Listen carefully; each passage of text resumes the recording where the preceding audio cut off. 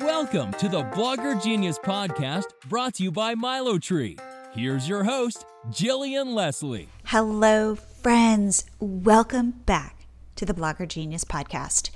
Before I get started, I wanted to ask you if you wanted to receive an email from me on Sundays where I talk about my most recent episode and I share my 4 biggest takeaways from that episode. So think of it as a cheat sheet or like Cliff Notes. It will save you a ton of time because you can see what I'm writing. You can decide whether it's an episode you want to listen to. But if not, you will stay up to date on what is really working in online business and blogging today. So please head to bloggergenius.com and sign up. It's, again, easy to remember, bloggergenius.com, and just add your email address. And I would really love to have you as part of my community. So for today's episode, I have my friend Paula Rollo back on the show. I think this is a really interesting episode because Paula loves analytics. She loves digging into Google Analytics and Google Search Console so that she knows what kind of content to create. I do believe that every piece of content you are creating needs to be strategic. And Paula's going to share how to think about it, how to recognize what keywords you're ranking for and go after those keywords by creating more content around that. The goal is to be seen as an authority in Google's eyes, and we talk a lot about this. So if you're ever stuck for what to create, this episode will give you so many insights. So without further delay, here is my interview with Paula Rollo. Paula, welcome back to the show. Thank you for having me again. It's great to be back. I don't even know what number episode this is that you've been on, but you are like my most popular guest and one of my closest internet friends and friends. So thank you for being here. Okay. So we talked offline about content creation.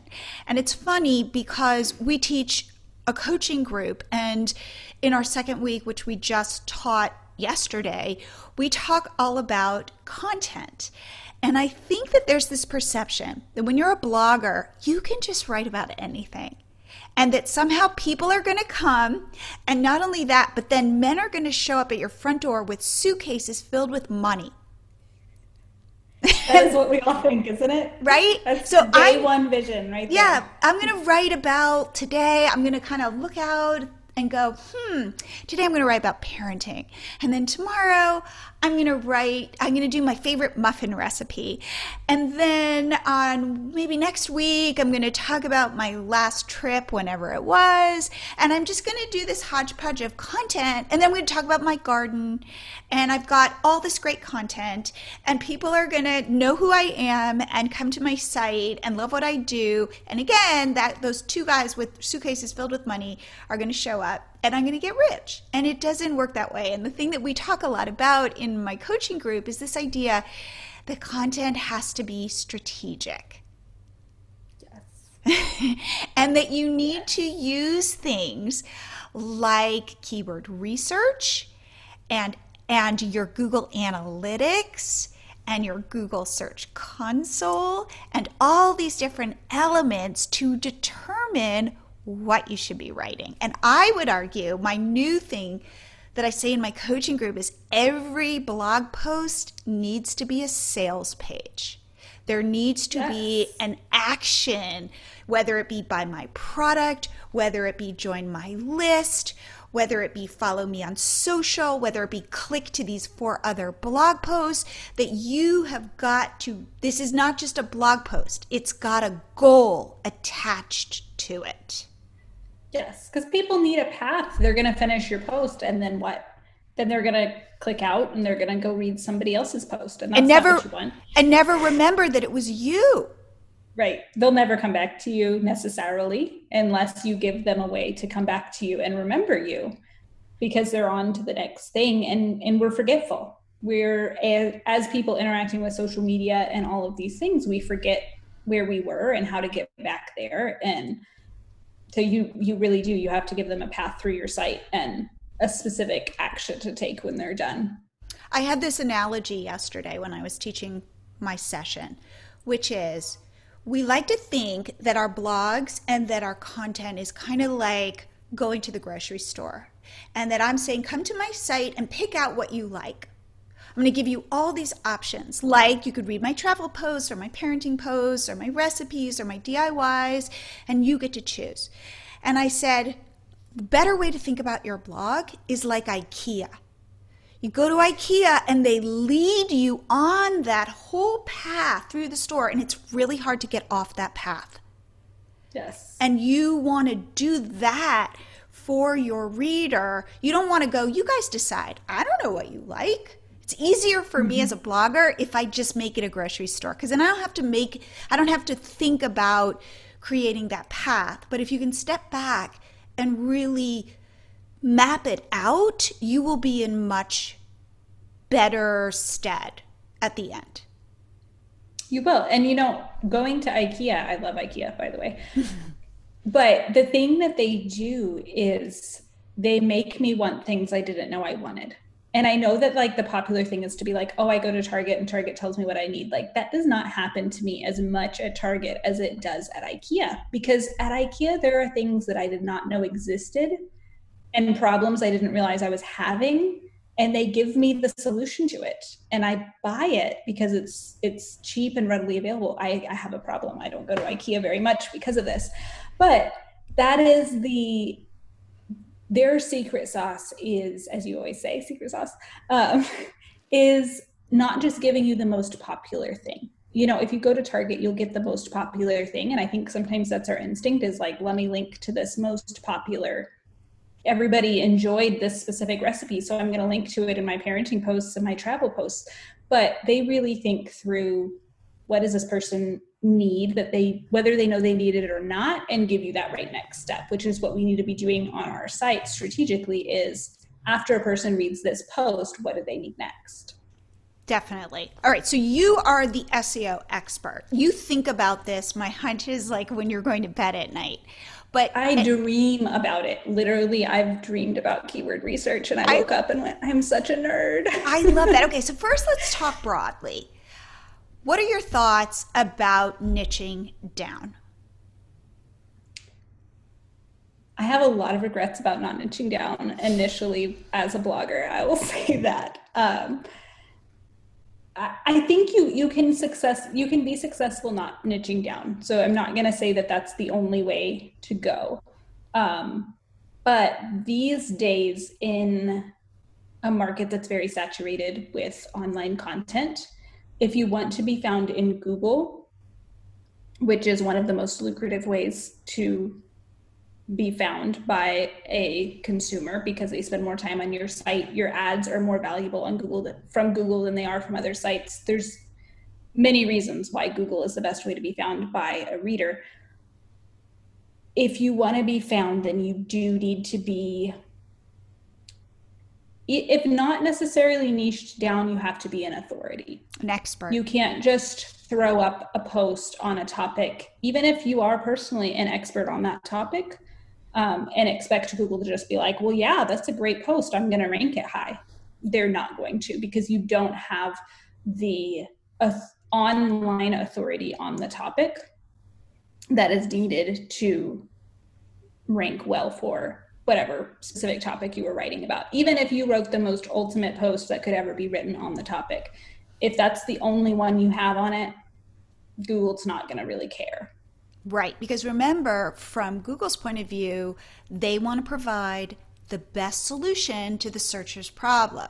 So if in fact, if I'm Google and I know that this food blogger, let's say she is a vegan, I always use these examples, but she's a vegan, family-friendly food blogger.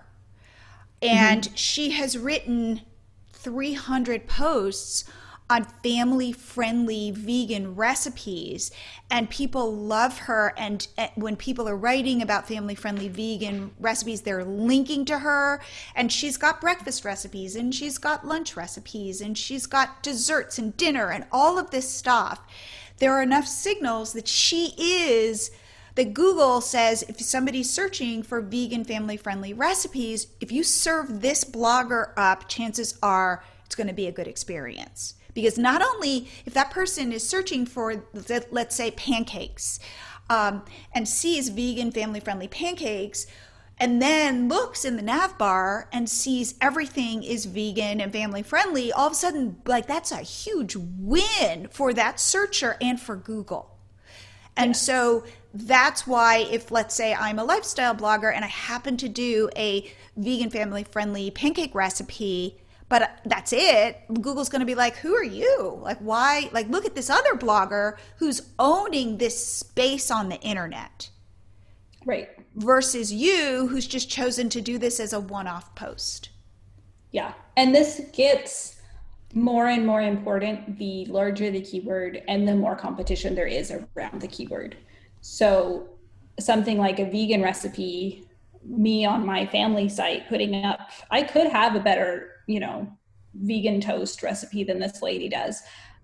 Mine could be more delicious, but that doesn't really matter at the end of the day because I don't have any vegan content except for this one piece of toast that I put out. I don't even know what vegans eat. I'm sorry. Toast is probably a terrible example.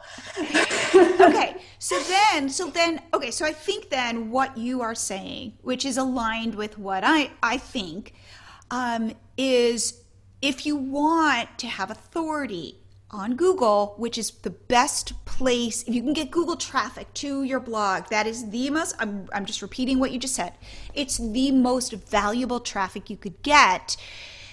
Being an authority in a space, in a niche, even a very narrow niche, is very valuable if you can kind of own it.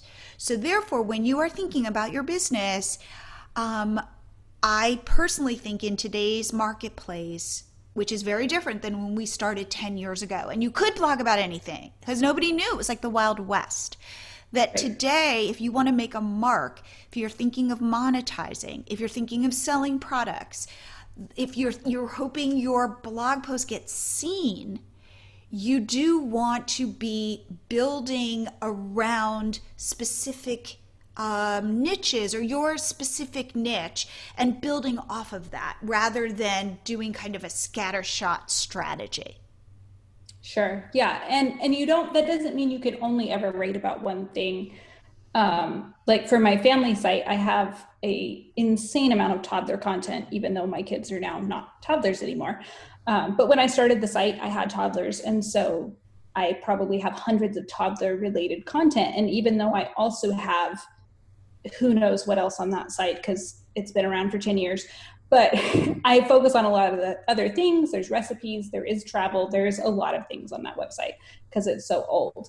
But my toddler content still does really, really well because I do still have the authority in that space. And I also have the authority in a couple of different other spaces that all kind of work together and serve the same target person. And it is, I will say it's much more difficult to work that way, and it's a lot more time consuming to work that way, but it can be done if you're somebody listening. To work which way?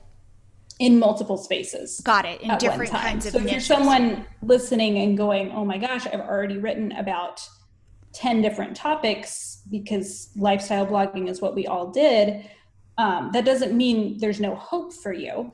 It just the easiest way forward is choosing one thing and being amazing at it. But you can also think of it as, these are my 3 amazing things, and I'm going to create content around these 3 topics and make sure I answer every question for these 3 things. And then maybe I'll round out that 4th because I already have 50 travel topics or 50 travel posts. And then I'm going to work on rounding that little silo out. Okay. I think that's great. So so the one I recorded a podcast and somebody described it this way to me, and this like sticks in my head, which is SEO is like a tree. So if, let's say, the trunk is the very kind of big keyword phrase like let's say, I don't even really know, like we'll do vegan because we're here. Let's do like family-friendly vegan recipes. That's probably a pretty big niche, or at least vegan recipes, big niche. That's like the trunk. And so if I go up against like, so if I'm looking at like who's ranking for vegan recipes, it's going to be like vegan.com. I don't know if that exists, but like veganrecipes.com. It's going to be All Recipes. It's going to be Food Network. It's going to be these huge heavy hitters. It might be some vegan blogger who's been at it for 15 years. And so to come at it from that perspective is probably difficult. Like, you know, Google's going to be like, sorry, you little teeny blogger, your content can't compete. However, if I think about it as a tree and there are all these different leaves, and I start going after the leaves, the small leaves to begin with, and then maybe get some bigger leaves of the tree and flesh it out, all of a sudden, I might start. So I do, again, like the vegan pancake recipe and the vegan mac and cheese and the whatever it is, or some vegan desserts. And then all of a sudden my tree starts filling, the leaves start filling out, and it signals to Google, hey, she might know something about this. And you can kind of start to then potentially rank for the bigger keywords like in the trunk. But this, at least the strategy, I always love this analogy of like going after leaves, especially leaves that aren't that super popular, but you can start building this library of content. And that's building your authority where Google will go, oh, wow, she answers everything that has to do with this topic, instead of just she has one really good post on this topic. They can feel, they being the Google bots, can feel confident sending people to you, because even if that blog post didn't answer everything that you were asking, the next layer down does. And so people are going to stay. That's going to signal to Google, this person didn't bounce. They found the information that they needed. These are all signaling really, really good things to Google that will kind of scoot your post up higher and higher in the rankings. So you provide a service where you will work with a blogger and you'll look at their Google Analytics, you'll look at their Google Search Console, and we're going to break down what the difference is between those two in a second, and you say to them, hey, I see your content. I see it's kind of almost like a smorgasbord of content, and I'm going to tell you where you're ranking well, where you're ranking pretty well, but you could probably update that and really optimize that post and improve your ranking on that. And you give people ideas of what kind of content to create. Because I know that this is a big question. I did a podcast episode where I talked about this, and it's like one of my most popular posts, which means people are wondering, how do I know what to write about? So if I were to get into your brain, how do you think about this? But first, will you define what Google Analytics does versus Google Search Console? And I guess the first thing is, if you don't have both of those set up for your blog, Google how to do that and get them set up. But email me and I'll do it. Okay, great. So will you do it yesterday? You need it. Okay, so tell me, how do you think of Google Analytics versus Google Search Console? What are they both good for? Sure. So Google Analytics is the tool that's telling you who's on your website, how long they were there. There's real-time analytics who will tell you, hey, there's 10 people on your site right now, and this is what they're looking at. It breaks down how many page views you got per post, where those views came from, so you can see if you're getting pin traffic, all this wonderful just information. You can go back, as long as you've had Google Analytics on your site, you can go back and compare dates. It's really, really valuable to see what's doing well and what did well historically, to kind of try to say, like, last Christmas, this post was doing a lot better and now it's not. I need to reshare, or I need to update that post. So can we just say Google Analytics and Google Search Console are free? Free so tools, there's no reason why you do not. I mean, yes, you're giving your data to Google, which is kind of what Google's getting out of this. However, it's totally worth it to install them on your site. Okay, so Google Analytics is really how your audience is seeing you, how your audience is responding to your site. Yeah, you can see the average amount of time people spent on each page, what they did after they read a certain post. You can get really, really granular with it, or you can just kind of look over it and be like, okay, cool, I had 1,000 page views today. That's nice. You can kind of view it from a lot of different ways. And they also have an app, which can get obsessive, so be careful. By the way, Google Analytics can seem really overwhelming. So we have a cheat sheet that we offer, and it's your 3 basic things to look for in Google Analytics and how to get there. Nice. So it is, just to see, so you can know which of your posts are doing well. You can look at your overall traffic. I forgot what the third one is, but I think it's where your traffic is coming from. But if you want this cheat sheet, email me at jillian@milotree.com and I will happily send it to you. But this is like it could be your first entree into Google Analytics, and it will say, click on this, followed by this, followed by this, and here's what you're going to see. So you could start. Awesome. You could start there. Okay. So Google Analytics, how your audience is responding to your site. Google Search Console, what is that? Google Search Console is my favorite thing. I live in Google Search Console. That's where I built my house. It tells you how Google sees your site, I guess would be to go with how readers see your site on Google Analytics. Google Search Console this is what Google's seeing. You get information about what position you're ranking in Google, because I don't know if you know this, that everybody's Google is a little bit different. So if Jillian searches toddler tantrums and I search toddler tantrums, we're going to get different results. There's most likely going to be specific things that always rank near the top or most often rank near the top. But if Jillian had just spent 6 hours on my toddler site, for example, and then she searched some toddler related query, well, my content would probably rank higher for her than it would for somebody who doesn't know who I am and has never been to my site. So not everybody's always going to see the same thing. And if Google knows that you're the one searching, it just gets a little wonky sometimes, where you may or may not be seeing the same thing everyone else is seeing if you just run a Google search yourself. So Google Search Console helps because it tells you, on average, you rank position 1 for this term, or you rank position 150 for this term. They go up to like hundreds, which is just sad when you see those. Or you're not even... These are search terms. So search terms, yes. And what's interesting, because I go into our Search Console for Catch My Party, and I will see terms in our Google Search Console that we don't even have a blog post for. And immediately, yes, and that's always the most ding, ding, fun. ding, ding, ding. Exactly. Like, wow. In fact, recently we were ranking for adult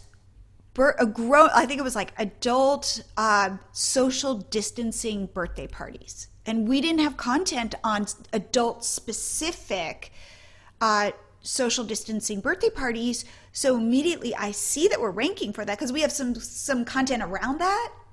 But I immediately said, oh, great. I know what our next blog post is going to be. We're going to go directly toward that. I like scrolling through. If you go into Google Search Console and then search results, and then it'll always show you like the top 10. And then I usually put it on 100 and scroll through. And that's the first thing I look for is, am I ranking for something that does not make sense? That I know I do not have a post on my site that answers the question that, because oftentimes they are questions, right? Or you can tell that there's an intent of a question, even if it's just a word or two. And I know that my content's not answering that. And even if I'm on page 3, that would be like a 30, position 30, that still tells me if I'm ranking for a question that I'm not answering, then there's a need for somebody to answer this question and answer it well. Because if I'm what Google has to offer. But it kind of thinks that you've got some juice there. Like it's somehow connecting you there. So you want to make that connection. Exactly. Did you know that 85 to 90% of your blog visitors never return to your site? You're just another anonymous blog to them. What if you could capture these visitors and keep them in your universe? Well, you can with MiloTree. MiloTree is a pop-up app you install on your WordPress blog or Shopify store, or really any other site you own. A visitor arrives on your site and a small window pops up asking them to follow you right then on Instagram, Pinterest, Facebook, or YouTube, join your email list, or even head to a custom link you set up. You get to customize MiloTree however you like. And this is how you get your one-time visitors to stay in your universe so they return again and again, read your content, buy your products, and you get to create a real relationship with them. The secret to building a business today on the internet is to get people to know, like, and trust you. And MiloTree helps you do just that. It works 24/7, growing your followers, email subscribers, and customers so you don't have to. Head to milotree.com and sign up for your 30-day free trial now. Then it's just $9 a month after that. It's a small price to pay so you don't have to work as hard growing your audience. We are all working so hard. Leave this heavy lifting to MiloTree so you can focus on the other important areas of your business. Head to milotree.com right now and sign up. What are you waiting for? And then you want to look at, is this a larger search term or is this a small search term? If it's a small search term, maybe you just need to update the post that's ranking and add a H3, a heading number 3 or number 2, that asks that specific question and answers that question well. If it's a larger search term, then you want to make an entire blog post. Like for your adult parties, that's going to be a big search term, even though the data is not going to be around it yet, because that's such a new, it's an outbreak topic. So you don't know exactly how many people are searching that per month, but you can tell that that's going to be a large enough search term that needs a whole post, versus how do I do X at a distance social party. Distancing, right? Whereas I have that would be post, just an right. H3 or an H2 Right. added into the post to enhance it a little bit, to go, you know what, I could pick up this keyword too. I'm ranking for this focus keyword over here about kids social distancing parties, but I could also pick up best balloons for kids social distancing parties as just a H3, because I'm sure like 15 people a month search best balloons for social distancing parties. Absolutely. So let's just back up for a second. H2s and H3s, you might not know what I'm talking about. Those are headings. So in a blog post, I always say this, you're writing it for two audiences. One, and they're overlapping, but one is Google and one is somebody who I used to say was standing in line at Target in the checkout line scrolling through your post. Now they're home watching television while they're scrolling through your post. But the point is, they need to be able to scroll through, understand exactly what this post is about, find their problem, and see the solution to it quickly, even though it might be a very long post. For Google, you do want a long post that answers a lot of questions to show that you're an authority, but it goes back to like 7th grade when you learn to outline your essay, that outline is where your skimmer is going to be searching in your headings. Like here's a heading and here are bullets. If you can use bullets, awesome. If you can write in short sentences with short paragraphs that really punch up and answer those questions, if you can put the actual question, as you said, in an H2, in a heading. So I'm scrolling through this post. I've got like one eye on the post and one eye on, I don't know, what am I watching right now? I'm watching like Disney Plus because I think we're going to cancel it. So we watched Hamilton. Now we're like, watching all Get in all the nostalgia exactly, you can right now. Exactly. So I've got one eye on this post and I'm scrolling and skimming to find the answer. But for Google, I want it to be really complete. So you want to be thinking about it in these two ways. But what you were saying is, so let's say there's a question about balloons. What kind of balloons? Because actually balloons are a big deal at like social distancing and like drive-by parties. What kind of balloons or how can I decorate? And the answer is balloons. So right. I could, in a heading, put that question in my social distancing post. I could even answer it in both my one for kids parties and my one for grown-up parties. And I could just put it as a heading and I can answer the question and I can call it a day. So an H1 is the size of your title. You only want to use H1s in your title. H2s are those bigger, bold headings, and H3s are still headings, but they're smaller. So again, going back to how we were taught to outline essays, think about that when you're writing posts. It's not about your flowery language. It's not about even sharing nostalgic stories about your grandmother. I mean, of course you could put that in, but it really is solving other people's problems. So the quicker, the easier, if you can serve up that solution better than somebody else can, your visitors are the ones who are voting. Because if they bounce off of yours, they're saying, nope, I don't like it. And then they're going to go to somebody else's and stay there for a while. That is a vote for that other person's post. How can you get that vote? Yeah. Would you agree? I would, okay. For the most part. I mean, that's Google is taking all of that data in, because it's not just our sites. They're tracking all of us, from our phones to our everything, and they just are. And they use that data to help figure out what we want. And they sound so malicious and evil. They're tracking all of us. They're not. I appreciate them doing it, because they're making the internet a better place by doing that. And they're trying to make sure that people get the information that they're looking for, and can't just, you used to be able to just shove a bunch of keywords, even hidden text, in a post and rank for something, and it'd be spam that's coming up, or pornography that's coming up, or something crazy that's unrelated. You searched for toddler tantrums and now you're getting an ad for bicycles, and it makes no sense. And so Google's gotten really smart about those things, and they've put this stuff into place that does feel like, oh my gosh, another thing to do. But it really does serve the user, which is another reason I love SEO and I love Google, because Google's goal is to serve our readers really, really well. And I don't feel the same from social media right now, but our goals and Google's goals are aligned. And so if we are really putting out the best of the best content, and the user experience is amazing, and we are trusted, and we are formatting things well, like there's a bunch of things that go into it. But if we're really doing that, you will be rewarded in the search engines, because that's what Google's looking for. And that's in line with what we're already doing.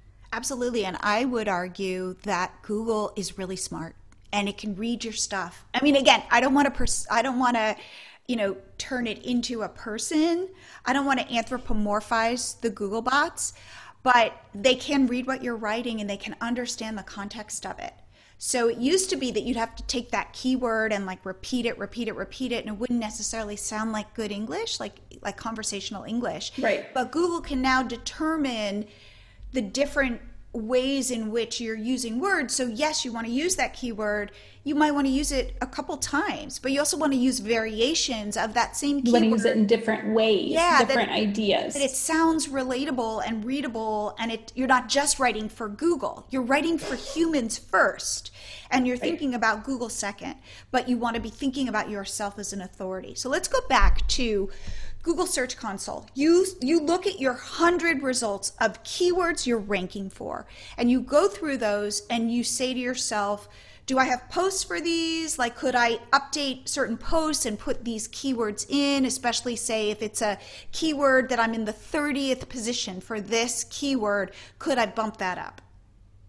Yeah, so about monthly, I do the thing that I said, where I go through and I say, am I not actually answering questions that I'm ranking for, that Google has noticed my site for? That's about a monthly exercise at this point, because for the most part, I've done it already. If there are questions that I wasn't answering, now I am, and I've rounded those things out. Then the next thing, just kind of like low-hanging fruit you can look for, is the position 9. I would say anything position 9 to 13. Look there first. So when you're in Google Search Console, you're in performance and search results. That's what you're looking at. And then under queries, you can select your average position, your impressions, your clicks, and your click-through rate. I like keeping them all on there because I want all the data. But the number you're looking for is the position, and that will be on the very far right. And look at 9, 10, 11, 12, because that means you're either at the very bottom of page 1, because there's 10 results per page of Google generally, or you're at the very top of page 2. And if you're in one of those two places, you're not going to see that in Google Analytics, because nobody cares about the bottom of page 1. People sometimes sort of a little bit care about the top of page 2, but not really. Because if it's not on page, the first like 3 to 5 things of page 1, you're going to try a different search. You're going to be like, you know what, Google didn't understand me. I'm trying something else. Right. So what you want to do is grab those things that like Google already is like, hey, she did pretty good on this. Mm-hmm. But this is not something that you're going to go into your Google Analytics and say, hey, I got 1,000 page views on this last month. Let me update that. You're probably getting 0 page views on this post because it's at the bottom of page 1 and nobody cares about the bottom of page 1. But it gives you a great opportunity to improve that post, to add some headings, to make sure, go look at the top 3 people and see what they're doing that you're not. Did they answer a question? Were they more helpful? Well, I could pretty much promise you that they were more helpful because they're ranked on page number 1 and number 2 and number 3. So really look at it critically. Don't act like that's your baby post that you love. Like, it's not, it's somebody else's baby. Be very judgmental of your blog posts in this moment and say, why is this other person ranking ahead of me? And work the things out, improve it. If you want to get really advanced, you can resubmit it to search, or you can through Search Console, or you can just kind of wait it out. This is going to take, a couple of weeks and see how Google improves you. Most likely you'll move up a bit. I love that. Then if you only move up a little bit, you might do it again. Sometimes I go in stages, especially with really competitive keywords, and I'll do like round 1, I'm targeting this one keyword. And once we win it, then I add in a secondary keyword that I also want to win. And then I win that one, and then, you can keep going. This is why I get obsessed. But just kind of do your first round of edits and then be really critical again 2 to 3 weeks later and say, what did Google like? What did Google not like? Am I getting more comments that are asking for more questions? There's a lot. You can go another extra layer if you didn't actually make it up to positions 1 through 3 in that first round of edits. Great. Now, what I always, the kind of rule of thumb I use is the result in the first position, now there's some ads usually in the first position. However, let's say the first organic position will get the most traffic. Sure. Then the second, if you're in second position, you're going to get half of what is in first position. If you're in third position, you're going to get half of what's in second position, and it goes down that way. So you're right. If I'm at the top of page 2, chances are nobody's clicking. However, it's not that hard to push something from the top of page 2 to even to the bottom of page 1, and then maybe from the bottom of page 1 up to the middle of page 1, and who knows? So that's kind of the way you want to be thinking about it. So let's switch now to Google Analytics. And what do you look for in Google Analytics to determine what kind of content to create? So there's a lot you can do in Google Analytics. One thing is to just go into the acquisition and seeing how people are getting to your site. And you can, of course, start with from Google and see who's getting to your site from Google and what they are clicking on. And in there, you want to look at, not that I'm getting 1,000 clicks a day from Google on this post. You want to, again, go to the lower things. I got 20 clicks last month on this post, and see how you can improve that. You can actually, I'll do this sometimes, is pull the data from Google Analytics and say, this post looks interesting because I got 50 clicks on it from Google, which is not something you'd probably normally notice if you aren't looking at acquisition. And then pull that URL, take it back over to Google Analytics, put that URL in Google Analytics, and see what all keywords you're ranking for specifically for that post. So wait, go back. Wait, or pull it to Google Search Console. I'm sorry. So you take the URL in Google Analytics. You discover what's got you traffic in the past month or year, whatever metric you're working with. Find a URL that looks interesting from Google Analytics. Pull that over to Google Search Console, and then Google Search Console is going to tell you all of the keywords that you're ranking for, how many clicks you got on each, how many impressions you got on each of those, all of that data. So you can kind of find URLs to work with in Google Analytics and then pull them over to Search Console. So they're both kind of working in tandem. And then the other thing you can do is look at what is performing well on social media, that you're getting a lot of Facebook traffic, Pinterest traffic, all of those things, but isn't showing up in Google. This happens so often where you do have really good content and people respond well to it. Your specific audience responds well to it, but for some reason, Google's not getting the memo. And so you can find those posts as well that I got thousands of views from Facebook, but 0 from Google, and kind of look into what should I be targeting. Maybe a lot of the times things that are written really, really well for Facebook just weren't targeting any keywords. And so more often than not, for people who've been around a while, it's not that you had a bad idea of what to write about. It's you didn't know how to package it well so that it would rank, because we're really interested in clever titles and putting things in flowery, unique ways, but people don't search in Google for flowery, unique things. They search things that are more general and more broad or more specific, and they don't want a very, very targeted, made up word. They want, you use the example offline of like a Halloween mantle. So how to make a Halloween mantle is going to be different than the cutest little October 31st decor you ever did see. Like, that's fun and that sounds cutesy and people on Facebook will probably click. I obviously don't do any decorating because that probably sounded stupid, but we do that and we try to make things sound cute, and we forget to also target keywords that are practical that Google will give us traffic for. And so that can be a really good way of looking at what is doing well on Facebook and how do I need to reposition this slightly so that it doesn't take away from the user experience people are receiving on Facebook, but I can gain that broader audience on Google with this content I've already created that's already really valuable to my readers. And I think that's great. One other thing that I do is I look in our Google Analytics and I see what's trickling up, because if I look like once a week or so, I can watch the posts moving. And what I notice is, for example, TikTok parties are exploding right now because I have like 2 of my top 5 posts are TikTok related. So you know what that says to me? TikTok's exploding, go make more TikTok content. Because if I can own that, because it's new, right? It's like, it's a new trend and I want to be at the front of that trend. And the other posts that are ranking really well for me are about creating, throwing parties during social distancing, because as soon as shutdown quarantine happened, we started writing posts because I knew it's a land grab. And that lots of people are going to be writing posts. If I have a site called Catch My Party and I write about parties and I write about social distancing parties during quarantine, chances are we already have authority in that space.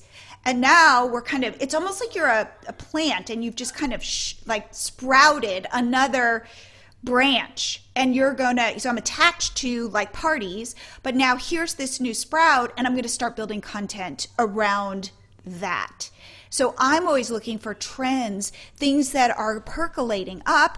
Also, you will see holidays start percolating. Like all of a sudden people will find like the most random Halloween post from 4 years ago that I totally forgot about. But all of a sudden it's showing up at like position 67. And I'm like, whoa, I didn't even think of this. And so because it's showing up at, in position 67, I know it's got some juice. Somebody's sharing it somewhere, or a pin is doing well, or who knows. That to me says go into that post and update that post. Make sure you update the date, but also not just that, like maybe add a new photo, a new collage, a new something, answer another question, flesh it out so that Google can see that as a new post. So it's a little bit like I talk a lot about waves. And the idea is you want to ride the wave. Right now, social distancing is a wave. So for example, I wouldn't be writing about travel tips. I would be writing about cleaning out my pantry or how to keep my kids busy, or whatever other things that are related to where people are right now, because this is what people are dealing with. And if you can answer questions about what they're dealing with today, that's kind of the wave. So it'll be interesting to see, because Halloween is a huge wave for Catch My Party. So it's really interesting because certain posts that always kind of come back year after year, I'm curious to see if they actually come back this year and what it looks like. Right. What repositioning is needed and what new posts are needed, because it really does come down to creativity. Because even if you're like travel bloggers, I feel for are having it rough right now, I'm sure, because nobody's really traveling, but you can still do staycation ideas. You can still do how to have a vacation in your backyard. You can do, just get creative, even safety tips while traveling, because some people are still flying and doing, in some states it's safer to do road trips than in others. So there's content that you can create that is more seasonal and that is more timely, but you have to get a little more creative, because we can't necessarily rely on all of the evergreen posts that we used to rely on for our seasonal traffic. Absolutely. And just having this conversation with you, I'm now going to go back and think about Halloween with social distancing. How do you do Halloween? So all of a sudden I'm like, ding, ding, ding. Because then, and this is one thing we didn't touch on, I want to be linking all of my posts. Let's say, like, I take all of my social distancing posts and I link them all together so that at the bottom of my kid social distancing party ideas post, I link to my adult birthday party social distancing post. And I link to a drive-by baby showers and all of that stuff, because I want Google, because it's like the interlinking of all of this content to, again, like we were talking about, tell people in IKEA which way to go. Right. It also tells Google where to go and how to find your content and how your content interrelates with each other, especially if you're natively putting links in the body of your emails, or of your posts, not just at the bottom. You definitely want something at the bottom, but the more you can put in the body of the post that just naturally happens, the better, because that's communicating things to Google.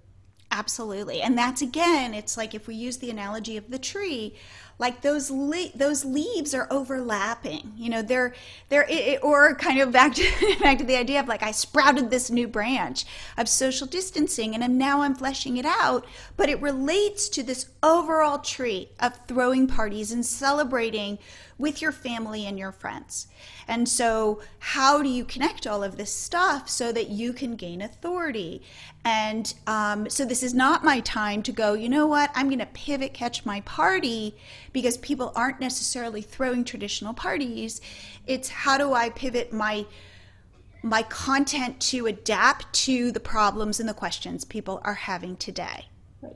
It's less of a pivot and more of a reframing to today's problems, because one day we're going to need those parties again, and you don't want those parties to be gone, and you don't want all of the parties that you ever wrote to have to now be edited to be like distance versus not. You don't need to edit 1,000 posts twice. You just want to add in content that enhances how to make any party on the site a distance party versus editing every party where it's now Moana social distancing and Trolls social distancing. Like, no, don't do that to yourself. No, that's too absolutely, much. Absolutely. But there are ways to reframe content that will both serve your readers and be the best use of your time.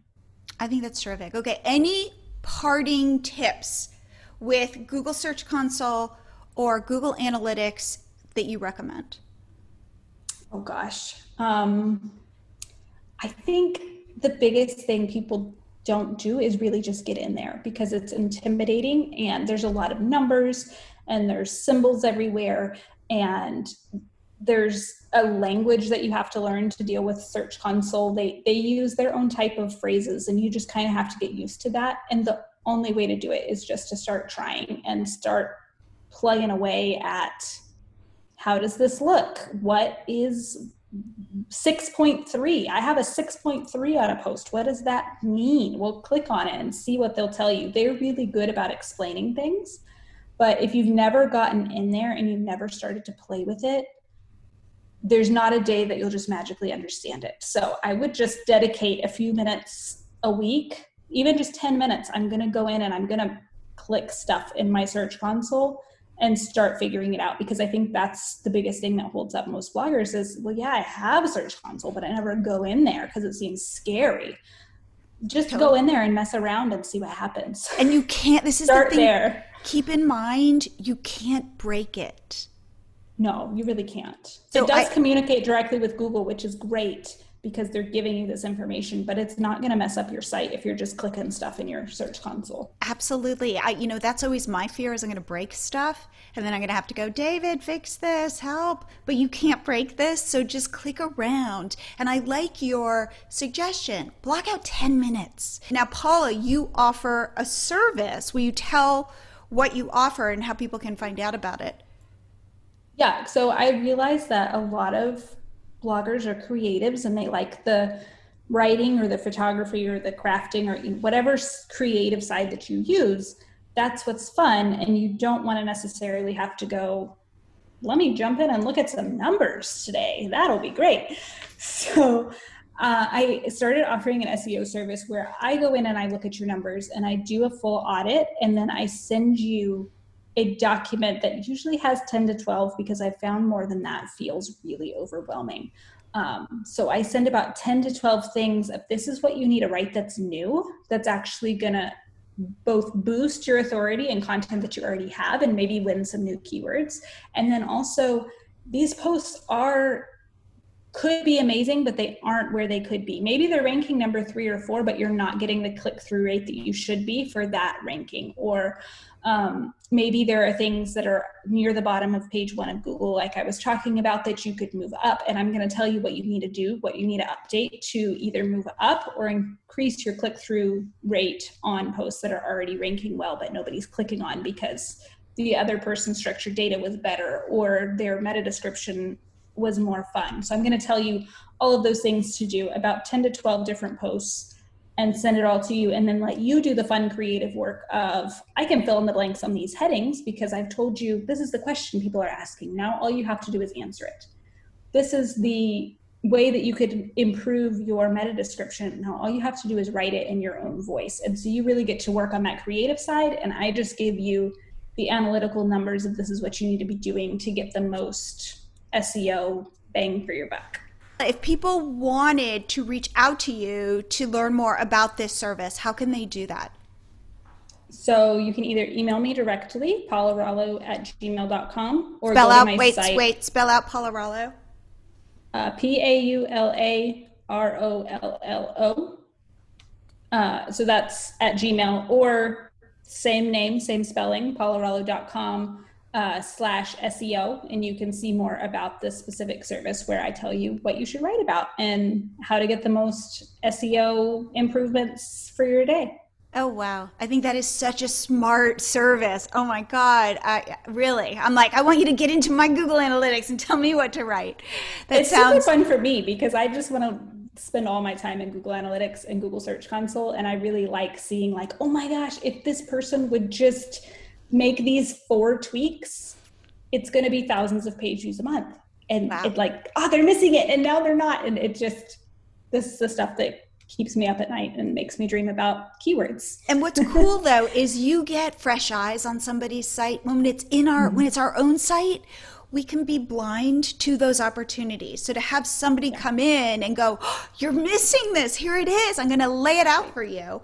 Just follow these things and boom, you should see a big bump, like, oh my God, all this stuff that like somehow I've missed. I think that's brilliant. So and more often than not, it is those content that people are like, I forgot I have that post. I have a post like that on my website. I'm like, yeah, and it's ranking on page 1. You just need to improve it with the way you write now, and you'll be ranking, number 1, number 2, number 3. It's so much fun. Oh, Paula. Well, thank you, Paula. I love having you on the show. Thank you so much for coming back. Thank you for having me again. It's always fun to talk to you. I hope this episode really gave you a new way to think about content creation using your data to make informed decisions. And in fact, I have a Google Analytics cheat sheet that I would love to share with you. And to get it, all you have to do is go to milotree.com milotree.com/GA for Google Analytics. So again, milotree.com/GA, and you can download it, or you'll get a link to it. And what this cheat sheet shows you are just 3 things, the 3 things you need from Google Analytics. One is, what are your top posts? What are people viewing of you on your site that they are really liking? 2, how much traffic, how much overall traffic are you getting? And 3, where is that traffic coming from? If there were 3 pieces of data that you need to know to make good decisions, these are the 3 pieces of data. So what I'm going to show you is what to click on to get to these 3 items. And again, head to milotree.com/GA, and I'll see you here again next week.